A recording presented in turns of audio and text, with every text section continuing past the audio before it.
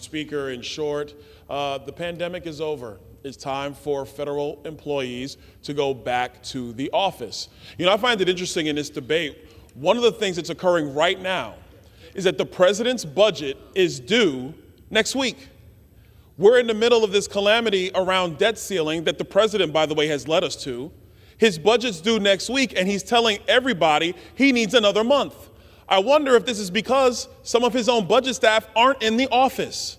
This is something that should have been done long ago. And if the president was doing his job, being the leader of the executive branch, those employees would have been back.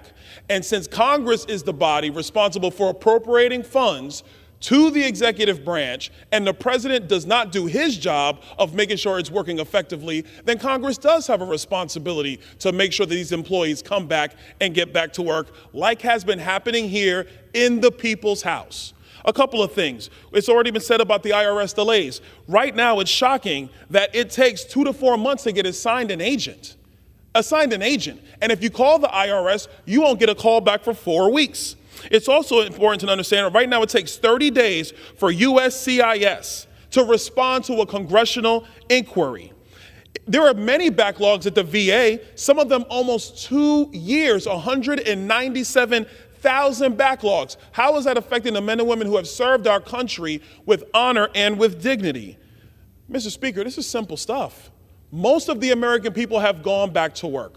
All we're saying is let's go back to pre-pandemic protocols, which does have telework provisions throughout all of the federal agencies. But it is clear, looking at the backlogs that have occurred through COVID-19 and continue, the extended telework situation in the federal agencies is not working for the American people. My colleagues should be supporting this legislation. This is good legislation. It will help all of the American people and frankly help the president probably pass his budget on time.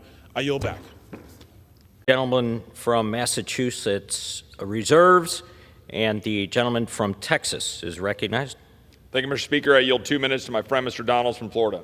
Gentleman is recognized. Thank you, Mr. Speaker. I rise today in support of H.R. 529, and let's be very clear. The issue that is happening at our southern border, not the name calling or talking about former President Trump, what is happening at our southern border today and for the last 2 years under President Biden has been a dereliction of duty with respect to immigration law in the United States. If you want to speak to the actual issues at hand, it is the fact that the asylum provisions under Joe Biden are a bastardization of asylum procedure as set forth in federal law by Congress. Congress never anticipated that you would have 6 million plus people come through the asylum process in 2 years. Congress never contemplated that you would have an asylum procedure where you would have people on a 7 to 10 year wait list to actually go through an asylum procedure. The president knows this is the case, and it is being done on purpose. That is a congressional purview, and that actually is a dereliction of his duty to faithfully execute the laws of the United States. So if the minority party wants to ask about why we are here, it is that. Because it is my belief and the belief of many members on our side of the aisle that this resolution should go to the Homeland Security Committee so they can fully debate and go to the depths upon which Joe Biden has been derelict in his duty to execute the laws with respect to immigration in the United States, which has major impacts on the American people. There are 100,000 Americans who have died from fentanyl overdoses because of his dereliction of duty. We have drug cartels on our southern border who have operational control of the southern border because of his dereliction of duty. And if the president and congressional Democrats actually took the time to investigate this, like going to the southern border, they would know this too. I support this resolution. Gentleman's time. Members should be in support of it as well. Gentleman's time's expired. The gentleman from Florida is recognized. Thank you, Mr. Speaker. I want to thank the gentleman for yielding. It's not often that the NDAA includes various provisions on advanced nuclear, and however, these times are changing. The U.S. military is interested in advanced nuclear reactors to provide clean baseload power for energy operations. hence why I offered an amendment that expresses the support for the Project Pele, a DoD program to develop and deploy a portable nuclear microreactor, which will ultimately bolster American national security. Additionally, one of my amendments calls for the development of a strategy to deploy microreactors for natural disaster response. Representing Florida's 19th district that was hit by Hurricane Ian, we do know that devastation can occur when you need to access power quickly. These microreactors can help areas do that. Moreover, one of my amendments addresses the potential for the U.S. Space Force to utilize nuclear-powered space vehicles and evaluates Americans' national security risks associated with Chinese and Russian interests in space. Congress must recognize the importance of the U.S. military interest in this innovative technology, and I urge my colleagues to support these 6 amendments, and I yield back the balance of my time. Mr. Speaker, I rise today in support of my amendment, which establishes a voluntary pilot apprenticeship program for students at Part 141 flight schools. Up front, I want to stress that this amendment has wide bipartisan support, and providing yet another option to bolster the pilot pipeline shouldn't be a partisan issue. Specifically, for the proposed apprenticeship program, up to 8 students enrolled at Part 141 flight schools would be eligible for a new apprenticeship program each academic year. To emphasize, this is a voluntary program, meaning flight schools can choose to participate. Members might ask, why establish an apprenticeship program at flight schools? There are several reasons. First, apprentices will receive an airline standard of training and will also be provided flexibility in pursuing career aviation opportunities. Second, the bill will incentivize individuals that have an interest in aviation to attend their local flight schools, which in turn will provide a greater opportunity to bolster the pilot pipeline and a certified flight instructor pipeline simultaneously. Third, this isn't a one-size-fits-all approach. The amendment provides flexibility to establish an apprenticeship program that fits the needs, curricula of the individual flight schools themselves. After all, a flight school in Southwest Florida may have completely different operations compared to a flight school in Alaska. Moreover, there are approximately 600 Part 141 flight schools in the United States today. However, only approximately 250 of these flight schools are active in any way. This amendment includes provisions to incentivize retired airline pilots and retired military pilots to give back, specifically by directing the Secretary of Transportation to develop methods to establish an expedited path that will allow retired pilots to become certified flight instructors. After all, the value of their decades' worth of experience speaks for itself. Mr. Speaker, what I will do at this point is I will reserve the balance of my time for anybody else who wishes to speak. Gentleman reserves. For what purpose does the gentleman from Washington seek recognition? Thank you, Mr. Speaker. I rise to claim time in opposition to the amendment. Gentleman is recognized. Thank you. For 5 minutes. 5 minutes, sir. I claim time in opposition and this amendment, which would create an apprenticeship program for individuals seeking to become commercial pilots. Mr. Speaker, I do want to say we're very pleased to be able to support many of Representative Donalds' amendments to the bill, working in a bipartisan manner. This one, we just couldn't come to a place where we're comfortable. But certainly as a longtime supporter of aviation and STEM-related apprenticeships, I do appreciate the intent of Representative Donalds' amendment. It is duplicative, however, of several provisions in the underlying bill that already bolster the pilot pipeline. This authorization already triples the funding for FAA's Aviation Workforce Development Grant programs, which funds aviation apprenticeship programs. It creates the Willa Brown Aviation Education Program, which could fund apprenticeship programs focused on underrepresented communities, and creates a National Center for the Advancement of Aerospace, an independent, federally chartered nonprofit entity to administer grants to establish apprenticeships for aviation careers and serve as a centralized resource to provide comprehensive information on aviation apprenticeship opportunities.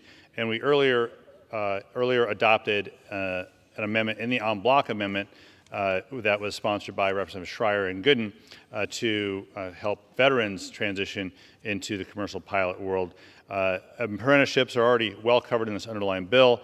I would oppose the gentleman's amendment, and I would also reserve the balance of my time. Gentleman reserves. The gentleman from Florida is recognized. Mr. Speaker, I would yield 2 minutes, if I have 2 minutes. The gentleman from Texas, Mr. Nels. Thank you, Mr. Speaker. Thank you. First, let me start by saying I commend Chairman Gray's Ranking Member Larson and Cohen on a successful a very successful bipartisan FAA reauthorization of bill. I will say one of the issues that I feel very adamant about is addressing the pilot shortage, which is crippling air industry. According to the Bureau of Labor Statistics, it is projected that 14,500 pilots will be needed every year through the year 2030. Some other outlets have estimated the number to be even higher.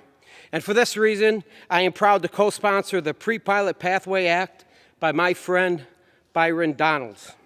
This common sense amendment, common sense, folks, common sense amendment requires the Secretary of Transportation to establish a voluntary apprenticeship program at Part 141 flight schools around the country. More importantly, this program incentivizes retired pilots, those who are often the most experienced, the guys with the gray hair around the temples, to remain involved in the industry and train the next generation of pilots. I support the amendment, and I urge the adoption as one of the critical ways to support our pilots and alleviate the pilot shortage. I yield back. Gentleman reserves. Reserves. Gentleman from Washington is recognized. Thank you. We'll continue to reserve unless the gentleman from Florida has no more speakers, but we'll continue to reserve. Gentleman reserves. Gentleman from Florida is recognized. The gentleman's prepared to close. Gentleman is recognized. This is a great amendment with strong bipartisan support. I would ask the members to support this amendment, and I yield back the balance of my time. Gentleman yields. Gentleman from Washington is recognized. Thank you, Mr. Speaker. I'd ask my colleagues to oppose this amendment, and with that, I'll yield back the balance of my time. Now it's a privilege to yield to not only a friend, but a neighbor of my district in the great state of Florida, Mr. Donalds, for 2 minutes. The gentleman from Florida is recognized for 2 minutes. Thank you, Mr. Speaker. $2 trillion deficit, $33 trillion in debt, and Washington just wants to continue to grow. 20% inflation year over year, crippling every family in our country, and 8% mortgage rates, squeezing our real estate market. And Washington just wants to grow and grow. Our cities are overrun with migrants because of the reckless policies of the President of the United States, and fentanyl is killing 85,000 Americans year over year. And the congressional Democrats refuse to secure the border. Mr. Speaker, enough is enough. This bill does one very important thing, really two very important things. Number one, it returns our government back to pre-COVID spending levels of 2019. COVID-19 is over. Why can't our government live within its means? Our people have to live within their means. Our government should as well. I remember when there was a baby formula shortage and mothers couldn't get food for their infants. Joe Biden was nowhere. Congressional Democrats were nowhere. All they said was spend more money while the problems persisted. When they're building shelters in parks in New York City to house migrants, congressional Democrats say there's no issue at the border, even though everybody sees the problems that exist. This is the time to secure the border of our nation and to cut wasteless spending in our government. If we're going to have a society and a government worthy of the people that we serve, Washington has to do something that Washington never seems to want to do, America: restrain itself. We have a fundamental obligation to secure this nation and to secure the people that we all serve. Coming out here talking about what's going to happen with WIC is not going to solve the problem. Talking about the fiscal health of this nation is going to solve the problem. Our national debt has been downgraded twice now. The Democrats want to spend more money. Support this measure. I yield back. Gentleman yields